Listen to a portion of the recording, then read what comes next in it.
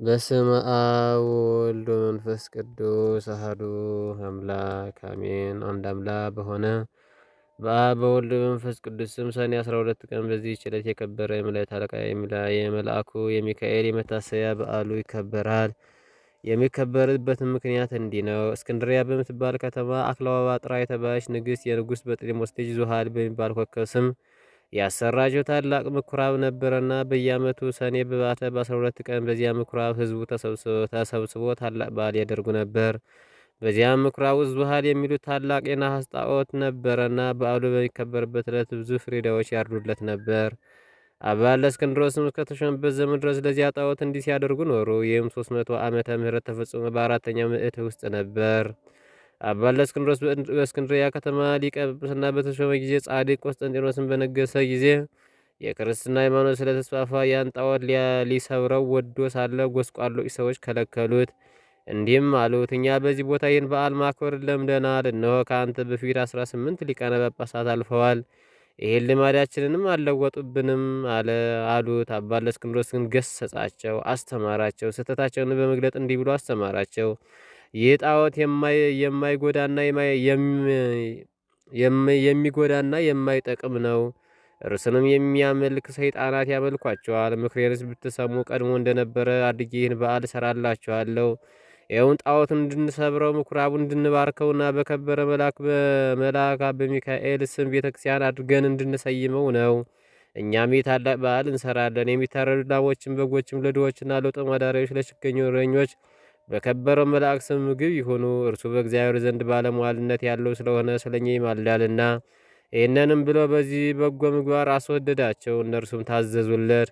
ከዚህ በኋላ ያንን ምኩራብ አድሰው በዚያ የከበረ የመላእክት አለቃ ቅዱስ ሚካኤል ስም ቤተ ክርስቲያን አደረጉት። በዚህች ዕለትም አከበሯት። እርሷም የታወቀች ናትና እስላሞች እስከነገሱበት ዘመን ኑራ ከዚያ በኋላ ፍርሰዋታል። ይህም በዓል ተሰራ፣ እስከዛ ድረስም ጸንቶ ይኖራል። ዳግመኛም በዚች ዕለት እግዚአብሔር የመላእክት አለቃ ቅዱስ ሚካኤልን በነገዱ ውስጥ በመላእክት ሁሉ ላይ በብዙ ክብር ሾመው።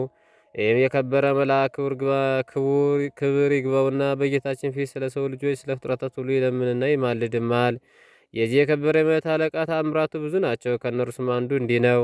እግዚአብሔርን የሚፈራ አንድ ሰው ነበረ። እርሱም የከበረ ሚካኤል የበዓሉን መታሰቢያ በየወሩ በ12 ቀን ይልቁንም በሰኔ በህዳር ወር አብልጦ ያከብር ነበር። በጎረቤቱ ርኅራኄ የሌለው አንድ ባለጠጋ ሰው ነበር። ይህንን እግዚአብሔርን የሚፈራ ሰው የከበረ መልአክ ሚካኤልን በዓል በሚያደርግበት ጊዜ ይጠለውና ያቃልለው ነበር። ለድሆች ስለ መራራቱም ይዘባበትበት ነበር። የሕይወቱንም ዘመን ተፈጽሞ የሚሞትበትና ከዚህ ከኃላፊው ዓለም ድካም የሚያርፍበት ጊዜ ሲቀርብ የክብር መልአክ ሚካኤልን የበዓሉን መታሰቢያ ታደርግ ዘንድ ምጽዋት ትሰጥም ዘንድ ትሆን ዘንድ ሚስቱንም አዘዛት። ከዚህ በኋላ አረፈና ገንዘው ቀበሩት። ሚስቱም ጸንሳ ነበረች። የመውለጃዋ ጊዜም ደርሶ ምጥ ያዛት። በታላቅ ጩኸት ውጥ ሳለች እንዲህ ብላ ጸለየች። የእግዚአብሔር መልአክ ሆይ ራራለኝ፣ በእርሱ ዘንድ ባለሟልነት አለህና በእግዚአብሔር ዘንድ ስለ እኔ ለምንልኝ። ይህንንም ባለች ጊዜ በቤቷ ውስጥ ብርሃን በራ፣ ከችግርም ዳነች። መልኩ ውብ የሆነ ወንድ ልጅም ወለደች። የእግዚአብሔር መልእክተኛ ቅዱስ ሚካኤል ከሰማይ ወርዶ ሕፃኑን እንዲህ ብሎ ባረከው። ርኅራኄ የሌለው የዚህን ባለጸጋ ገንዘብና ሀብት ጥሪቱን ሁሉ ሕፃን እንዲወርስ እግዚአብሔር አዟል። ባለጸጋውም በቤቱ በአልጋው ላይ ሳለ ጌታ ጆሮውን ከፍቶለት ይህን ነገር ከመልአኩ ሰማ። ይህንን በሰማ ጊዜ ታላቅ ሐዘን ደረሰበት። ሕፃኑም የሚገድልበት ምክንያት ይፈልግ ጀመር። ነገር ግን ክብር ይግባውና ጌታችን ይጠብቀው ነበር። ከዚህ በኋላ ያ ባለጸጋ ምክንያት አዘጋጅቶ የሚያገለግለኝ ልጅ የሆነ ዘንድ ልጅሽን ስጭኝ፣ እኔም የመገብኩት እያለበስኩ አሳድገዋለሁ። ለአንቺም 20 ወቄት ወርቅ እሰጥሻለሁ አላት ለእናቱ። ይህንም ነገር ከባለጸጋው በሰማ ጊዜ ስለ ችግሯ እጅግ ደስ አላት። ልጇንም ሰጠችው። እርሱም 20ውን ወቄት ወርቅ ሰጣት። ልጇንም ወሰደው። የሚሻው ተፈጸመልኝ ብሎ ደስ አለው። እሷ ግን የሰጠችው ከቅዱስ ሚካኤል አደራ ጋር ነበር። ከዚህ በኋላ በልጁ ቁመት ልክ ሳጥን አሰርቶ ሕፃኑን በሳጥኑ ውስጥ አስገብቶ ዘጋበት። እስከ ባህርም ተሸክሞ ወሰደው። በባህር ጣሉት። ክብር ይግባውና በጌታችን ፈቃድ ያ ሳጥን ሳይሰጥም ከዚያች ሀገር የ20 ቀን መንገድ ያህል ርቃ ወደምትገኝ ወደ አንዲት ሀገር ወደብ እስኪደርስ ድረስ በባህሩ ላይ ተንሳፈፈ። ቅዱስ ሚካኤል ሕፃኑን ይጠብቀው ነበርና አንዳች ነገርም አላገኘውም። የ20 ቀን መንገድ ሲጓዝ በሳጥን ታፍኖ በባህሩ አካባቢ በጎችን አሰማርቶ የሚጠብቅ አንድ ሰው ነበርና ሳጥኑን በውሃ ላይ ተንሳፎ አየው። እርሱም ከባህሩ አውጥቶ ወደ ቤቱ ወሰደው። ይህንንም ሳጥን እንዴት እንደሚከፍተው ያስብ ጀመረ። ይህንንም ሲያስብ ወደ ባህሩ ይሄድ ዘንድ ጌታችን በልቦናው ሀሳብ አሳደረበት። ወዲያውኑ ተነስቶ ወደ ባህሩ ሄደና አንድ አሳ የሚያጠምድ ሰው አገኘ። ያ አሳ አጥማጁ መረብህን በእኔ ስም ጣል፣ ለሚያዘው አሳ ዋጋህን እሰጥሃለሁ አለው። ያ ሳጥኑን ያገኘው ሰውዬ አጥማጁ እንዳለው አደረገ። ያን ጊዜ ታላቅ አሳ ተያዘ። ዋጋውንም ሰጥቶ አሳውን ተቀበለ። አሳውንም ይዞ ወደ ቤቱ ሄዶ ለራት ይጠብሰው ዘንድ አረደው። በሆዱም ውስጥ መክፈቻ አገኘ። በልቡም ይህ መክፈቻ ይህን ሳጥን ይከፍተ ይሆን አለ። በሳጥኑ ቀዳዳም ባስገባው ጊዜ ፈጥኖ ተከፈተ። በውስጡም ይህ ታናሽ ብላቴና አገኘ። ልጅም የለውም ነበርና ታላቅ ደስታ ደስ አለው። ጌታችንም አመሰገነው። ሕፃንም በመልካም አስተዳደግ አሳደገው። ሕፃንም አድጎ ጎልማሳ ሆነ። ከብዙ ዘመናትም በኋላ ያ ባለጸጋ ተነስቶ ወደዚያች ሀገር በመሸም ጊዜ ሄደ። በመሸም ጊዜ ወደ በግ ጠባቂው ደጅ ደረሰ። በግ ጠባቂውንም እስከ ነገ የምናድርበት ማደሪያ በአንተ ዘንድ እናገናኛለን ወይ? ኪራይንም እንሰጥሃለን አለው። በግ አርቢው እንዳልክ ይሁንና እደር አለው። ባለጸጋውም በዚህ አደረ። እራት በሚቀብርበት ጊዜ ሕፃኑን ባሕራን ብሎ ጠራው። ባለጸጋውም ሰምቶ ልጅህ ነውን ብሎ ጠየቀው። በግ ጠባቂም አዎን፣ ታናሽ ሕፃን ሁሎ ሳለ ከባሕር አግኝቼዋለሁና እግዚአብሔር የሰጠኝ ልጄ ነው አለ። ባለጸጋውም በምን ዘመን አገኘው አለው። እርሱም ከ20 ዓመት በፊት ብሎ መለሰለት። ያን ጊዜ እርሱ ወደ ባህር የጣለ መሆኑን አውቆ እጅግ አዘነ። በማግስቱም ጎዳናውን ሊጓዝ በተነሳ ጊዜ ሰይጣናዊ ምክንያት አመካኝቶ በግ ጠባቂውን እንዲህ አለው፣ እገሊት ወደምትባል አገር በቤት የረሳሁት ጉዳይ ስላለ እንደ ልከው ልጅህን ትሰጠኝ ዘንድ ሻለሁ። እኔም የድካሙን ዋጋ 20 ወቄት ወርቅ እሰጥሃለሁ አለው። የብላቴናው አባት ስለ ገንዘቡ ደስ ብሎት ልጁ ባሕራንን ሰጠው። እንዲህም ብሎ አዘዘው፣ ልጄ ባሕራን ሆይ ይህ የከበረ ሰው ስለ ጉዳዩ ወደ ቤቱ ይልክ ዘንድና ወደ ቤት በሰላም ትመለሳለህ አለው። ባሕራንም አባቴ ሆይ እሺ፣ በጎ ያዘዝከኝ ሁሉ አደርጋለሁ አለው። ያን ጊዜ ባለጸጋው ወደ መጋቢው እንዲህ ብሎ ደብዳቤ ጻፈ። ይችን ደብዳቤ በምታነባ ጊዜ ደብዳቤዋን ይዞ የመጣውን ገድለ በጉድጓድ ውስጥ ጣለው። ማንም አይወቅ። በመካከላቸው የሚታወቅበት ምልክት ጽፎ ማኅተም አድርጎ አሸጋት። ለባሕራንም ሰጠው። ለመንገዱም የሆነው ስንቅ ሰጠው። ባሕራንም ተነስቶ ጉዞውን ጀመረ። ሲጓዝም ሰንብተው የአንድ ቀን ጎዳና ሲቀረው እነሆ የመላእክት አለቃ የከበረ መልአክ ቅዱስ ሚካኤል በንጉሥ ጭፍራ አምሳል በነጭ ፈረስ ላይ ተቀምጦ እንደ ጎልማሳ የያዝኸው ምንድን ነው? አንተ ጎልማሳ የያዝከው ምንድን ነው አለው። ወደ ገሌ አገር ወደ ቤቱ ለማድረስ ከአንድ ባለጸጋ የተጻፈች መልእክት ናት አለው። ያችን ደብዳቤ ያሳየኝ አለው። እርሱም ስለፈራ ሰጠው። በዚህ ጊዜ የከበረ መልአክ ቅዱስ ሚካኤል የሞት መልእክቱን ደመሰሳት። በእርሷን ፈንታ በንፋሃት ለውጦ እንዲህ ብሎ ጻፈ። የመጀመሪያው እንደመጣ ግደሉት የሚለውን መልእክት እንዲሁ ለቀየረው። ይችን ደብዳቤ ይዞ ለመጣ ባሕራን ለሚባል ሰው ይቺ ደብዳቤ ደርሳ በምትነበብ ጊዜ ልጅ እገሊትን አጋቡት። በውስጥና በውጭ ያለ ንብረቴን፣ ጥሪቴን፣ ወንዶችን፣ ሴቶችን፣ ባሮችን ጠቅላላ ንብረቴን አውርሸዋለሁና የፈለገውን ሊያደርግ ስልጣን ሰጥቼዋለሁና እኔን አጠብቆኝ፣ እኔ ብዙ አዘገያለሁ አለ። የእኔ ሹም እገሌ ሆይ በእኔና በአንተ መካከል ይች ምልክት እነኋት ማኅተሙን። ከዚህ በኋላ አሽጎ ለባሕራን ሰጠውና ወደ ባለጸጋው ቤት ሂደህ ይህችን ደብዳቤ ለሹሙ ስጠው አለው። ቅዱስ ሚካኤል በጎዳና ላይ እኔ እንደ ተገናኘው አትናገር፣ እንዳይገድሉህም ይህን የሞት ደብዳቤ ለውጬልሃለሁ አለው። ባሕራንም እሺ ጌታዬ፣ ያዘዝከኝ ሁሉ አድርጋለሁ አለ። ባሕራንም ወደ ባለጸጋው ቤት በደረሰ ጊዜ ያቺ ደብዳቤ ለሹሙ ሰጠው። በአነበባ ጊዜ በመካከላቸው ያለው ምልክት አገኘ። አስተውሎም እርግጠኛ እንደሆነ አወቀ። ከዚህ በኋላ ለባሕራን ሰርግ አዘጋጅቶ እንደሚገባ በቤተ ክርስቲያን ስርዓት በተክሊል የባለጸጋውን ልጅ አጋቡት። 40 ቀን ያህልም የደስታና የሐሴትን ቀን ሲያደርጉ ሰነበቱ። ከዚህ በኋላ ባለጸጋው ከሄደበት መመለሻው ጊዜ ሆኖ በደስታ የሆነውን የመሰንቆና የእንዚራ ድምፅ ሰምቶ በርቀት ሳለ የምሰማው ምንድን ነው ብሎ ጠየቀ። እነርሱም የመንደሩ ሰዎችም ስሙ ባሕራን ለተባለ የአንተን ደብዳቤ ላመጣ ጎልማሳ ሰው ልጅህ ገሊትን አጋቡት። እነሆ ለ40 ቀናት በሰርግ ላይ ነው። ገንዘብና ጥሪት ሁሉ ወንዶችም ሴቶችም ባሮችም አንተ እንዳዘዝክ ሰጠውታል አሉት። ይህን በሰማ ጊዜ ደንግጦ ከፈረሱ ላይ ወደቀ፣ በድንገትም ሞተ። ባሕራንም በጎ ስራዎችን የሚሰራ ሆነ። የተገለጸለትና ከመግደል ያዳነው የመላእክት አለቃ የከበረ መልአክ እንደሆነ ሚካኤል እንደሆነ ሊገድለው የሚሻውን ባለጸጋም ጥሪቱን ሁሉ ያወረሰው እርሱ እንደሆነ ተረዳ። የዚያን የከበረ መልአክ የመላእክት አለቃ ቅዱስ ሚካኤል መታሰቢያ በየወሩ ያደርግ ጀመር። ቤተክርስቲያንም ሰራለት። የቅዱስ ሚካኤልም ስዕል አስለው ቤተክርስቲያን ውስጥ አደረገው። ከእርሱም ብዙ ድንቆች ታምራቶች ተገለጡ። ባሕራን ቅስና ተሾሞ እስከ ዕለተ ሞቱ በዚያች ቤተክርስቲያን ውስጥ የሚያገለግል ሆኖ ኖረ። በዚህም በከበረ የመላእክት አለቃ ሚካኤል አማላጅነት ከእናቱና ከአባቱ ከልጆቹ ጋር የዘላለም ሕይወትን ወረሰ። መድኃኒታችን በተነሳበት ቀን የክቡር መልአክ ሚካኤል ከውስጠኛው መጋረጃ ውስጥ ገብቶ በክብር ባለቤት ፊት እንዲህ እያለ ይለምናል። እውነት ስለሆነ ቃል ኪዳንን በምድር መታሰቢያ የሚያደርጉትን ትምርልኝ ዘንድ ፈጣሪ ሆይ እኔ አገልጋይና መልእክተኛ ከቸርነት እለምናለሁ። አንተ መሐሪ ቅርብ ነህና። የክብር ባለቤት ጌታችንም እንዲህ ብሎ ይመልስለታል። የመንፈሳውያን ሰማያን መላእክት አለቃቸው ሚካኤል ሆይ መታሰቢያ የሚያደርገውን ሁሉ መሸከም እንደምትችል ከሲኦል 3 ጊዜ በክንፎች ተሸክመ እንድታወጣ እንሆ እኔ አዝዤሃለሁ። ይህንንም ቃል በሰማ ጊዜ እጅግ ደስ ብሎት የበዓሉ መታሰቢያ ከሚያደርጉ በክንፎቹ ተሸክሞ የእሳቱን ባሕር አሳለፋቸው። እነርሱም ከብቻው ጌታ በቀር የሚቆጥራቸው የለም። ስለዚህ የዚህ ታላቅ የከበረ መላእክት ሚካኤልን የበዓሉን መታሰቢያ ለማድረግ መታገድ ይገባል።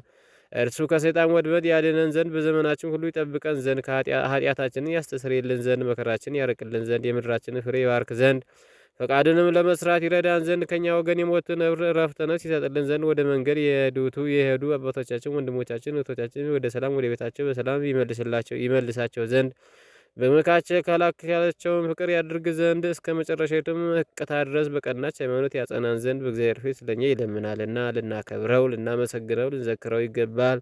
የክርስቲያን ወገኖች የሆኑ መኳንንቶችም ጠብቆ በወንበሮቻቸው ላይ ያጸና ዘንድ የሳቱትንም ወደ ቀናች ሃይማኖት ይመልስልን ዘንድ ለእግዚአብሔር ምስጋና ይሁን። እኛንም በዚህ መልአክ አማላጅነት ይማረን ለዘላለሙ አሜን። ሰላም ለሚካኤል መሐሪ ውእቱ ወተአዛዚ ለሰብ በዲበስነቱ ለቀርነ ዝንቱ መልአክ በድምፀ ንፋቱ በከመኮነ ቀዳሚ ውስተ ሰማይ ትርገቱ ውስተ ሰማያ ጥርገቱ ለእግዚአብሔር ይከውን ዳግመ ምጽአቱ። ዳግመኛ በዚች ቀን እግዚአብሔር የሚፈራ አስተራኒቆስ የአስተራኒቆስ የሚስቱ የቅድስት አፎምያ የዕረፍቷ መታሰቢያ ሆነ። ይህም ሰው በየወሩ 3 በዓላቶችን ያከብር ነበረ። ሊመከብ የክብር ይግባውና የጌታችን ኢየሱስ ክርስቶስ የልደቱን መታሰቢያ በየወሩ በ29 ቀን፣ የእመቤታችን እግዝእትነ ማርያም በዓል በየወሩ በ21 ቀን፣ የከበረ የመላእክት አለቃ የሆነ ቅዱስ ሚካኤል በዓል መታሰቢያ በየወሩ በ12 ቀን ያከብራቸው ነበር። የሞትበት ጊዜ ሲደርስም እርሱ ሲሰራው የነበረው ምጽዋት ይልቁንም እሊህ 3ቱን በዓላት እንዳታስታጉል ሚስቱ ቅድስት አፎምያን አዘዛት። እርሷም የከበረ የመልአኩን የሚካኤልን ስዕል ያስልላት ዘንድ ባሏን ለመነችው። እርሱም አስሎ ሰጣት። በውስጥም በክብር አኖረች። ባሏ ካረፈ በኋላ ባሏ ያዘዛትን መስራት ጀመረች። ሰይጣን ግን ቀናባት። በመበለት ሴት መነኩሲት ተመስሎ ከእርሷ ጋር ተነጋገረ። እንዲህም አላት፣ እኔ ያዝንልሻለሁ። ሰይጣን ሰው መስሎ እንዲህ አላት፣ እኔ ያዝንልሻለሁ እራራልሽም አለሁ። ገንዘብሽ ሳያልቅ የልጅነትሽ ወራቱን ሳያልፍ አግብተሽ ልጅ ትወልጂ ዘንድ እመክርሻለሁ። ባልሽም መንግሥተ ሰማያቱን ወርሷል፣ ምጽዋትንም አይሻም። አፎምያም እንዲህ ብላ መለሰች፣ እኔ ከሌላ ሰው ጋር ላልገናኝ በእግዚአብሔር ፊት ቃል ኪዳን አድርጌአለሁ። ርግቦችና መንጢጦች እንኳን ሌላ ባል አያውቁም። በእግዚአብሔር አርአያ ከተፈጠሩ ሰዎች ይህ ሊሆን እንዴት ይገባል? ምክሩንም ባልሰማ ብላ ጠየቀችው። ምክሩንም ባልሰማ ጊዜ አርያውን ለውጦ በላይዋ ላይ ጮኸባት። እንዲህም አላት፣ እኔ በሌላ ጊዜ እመጣለሁ። እርሷም የከበረ የመልአኩን የሚካኤልን ስዕል ይዛ አሳደደችው። ከዚህ በኋላ ሰኔ 12 ቀን የከበረ የመልአኩ የሚካኤል በዓል የሚከበርበት ጊዜ ዕለት እርሷም የበዓሉን ዝግጅት አዘጋጅታ ሳለች ብርሃናዊ መልአክ መስሎ ያ ሰይጣን መጣ። አፎምያ ሆይ ሰላም ላንቺ ይሁን አላት። እኔ የመላእክት አለቃ ሚካኤል ነኝ። ጌታ ወደ አንቺ ልኮኛልና እርሱም ይህን መመጾትሽን ትተሽ ለአንድ ምእመን ሚስት ትሆኝ ዘንድ ጌታ አዞሻል። ባል የሌላት ሴት መልህቅ የሌለው መርከብ እንደምትባል እወቂ። እንደ አብርሃም፣ ያዕቆብ፣ እንደ ዳዊትም እንደ እነርሱ ያሉ ብዙ ሴቶች እንዳገቡ እግዚአብሔርን ደስ እንዳሰኙት ከብሉይ ኪዳን መጽሐፍ ጠቅሶ ያወርድላት ጀመረ። ቅድስት አፎምያም መልሳ እንዲህ አለችው፣ አንተ የእግዚአብሔር መልአክ ከሆንክ የመስቀል ምልክት ከአንተ ጋር ወዴት አለ? የንጉሥ ጭፍራ የሆነ ሁሉ የንጉሥ ማኅተም ሳይዝ ወደ ሌላ ቦታ አይሄድምና አለችው። ሰይጣኑም ይህንን በሰማ ጊዜ መልኩ ተለወጠና አነቃት። እርሷም ወደ ከበረው መልአክ ወደ ሚካኤል ጮኸች። ወዲያውኑ ደርሶ አዳናት። ያንን ሰይጣንም ይዞ ይቀጠው ጀመረ። ሰይጣኑን ጩሆ ማረኝ ያለ ጊዜ ያታጥፋኝ እግዚአብሔር እስከ ዓለም ፍጻሜ ታግሶናልና እያለ ለመነው። ከዚያ በኋላ ተወው፣ አባረረው። የከበረ መልአክ ሚካኤልም እንዲህ አላት፣ ብጽዕት አፎምያ ሆይ ሄደሽ የቤትሽን ስራ አዘጋጂ።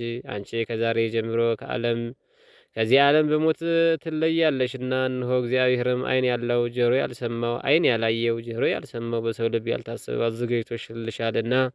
ይህንንም ብሎ ሰላምታ ሰጧት፣ ወደ ሰማይ አረገ። የበዓሉን ዝግጅትም ለሚገባ ከፈጸመች በኋላ ወደ ኤጲስቆጶስና ወደ ካህናቱ ሁሉ ላከች። ወደ እርሷን በመጡ ጊዜ ለድሆችና ለጦማዳሪዎች ይሰጧቸው ዘንድ ገንዘቡን ሁሉ አስረከበቻቸው። ከዚህ በኋላ ተነስታ ጸለየች። የከበረ የመልአኩ ቅዱስ ሚካኤልን ስዕል አንስታ ታቅፋ ሳመችው። ያን ጊዜ በሰላም አረፈች። ለእግዚአብሔር ምስጋና ይሁን፣ እኛንም በጸሎታ ይማረን። የዚህ የከበረ መልአክ ሚካኤል የረድኤቱ ኃይል ሁላችንም ክርስቲያኖች ወገኖች ይጠብቀን ለዘላለሙ አሜን። ሰላም ለአውፎሚያ ዘሙአቶ ለመስቴማ በቃለ ትንቢት ሶበተቃወማ በዛቲ ሂደት በከመ አደማ ስሎ ለሚካኤልን ዘታነብሩ ህዝባ ውስተ ዘለዓለም ረት ፈለሰት ምጻማ። ዳግመኛም በዚህች ዕለት አባቶች ሊቃነ ጳጳሳት ስድስተኛ የሆነ የእስክንድርያው ሊቀ ጳጳስ አባ ዮስጦስ አረፈ። ይህም የከበረ አባት ከእስክንድርያ ሀገር ሰዎችን የተማረ አዋቂ ሰው ነበረ። እርሱም ከእናትና አባቱ ከሌሎች ብዙዎች ሰዎች ጋር የክርስትና ጥምቀትን ወንጌላዊ ማርቆስን አጠመቀው። ከዚህ በኋላ አናጉስጥንጤስነት ሾመው። ከአናጉስጥስነት በኋላ ዲቁና ሾመው። በቅዱስ አንያኖስ ዘመን ዘንድ ያገለግለው የቤተክርስቲያን መጽሐፍን በመማር አደገ። ሕዝቡንም ሁልጊዜ ይመክራቸውና ይገሥጻቸው፣ ያስተምራቸው፣ በቀናች ሕይወትም ያጸናቸው ነበር። አባ አብርምዮስም በአረፈ ጊዜ ያለ ፈቃዱ ወስደው በእስክንድሪያ ከተማ ሊቀ ጵጵስና ሾሙት። በግብፅ አገር ያለች ቤተ ክርስቲያንን በመልካም አጠባበቅ እንደሚገባ ጠበቃት። በወንጌላዊ ማርቆስ ወንበርም 12 ዓመት ከኖረ በኋላ በሰላም አረፈ።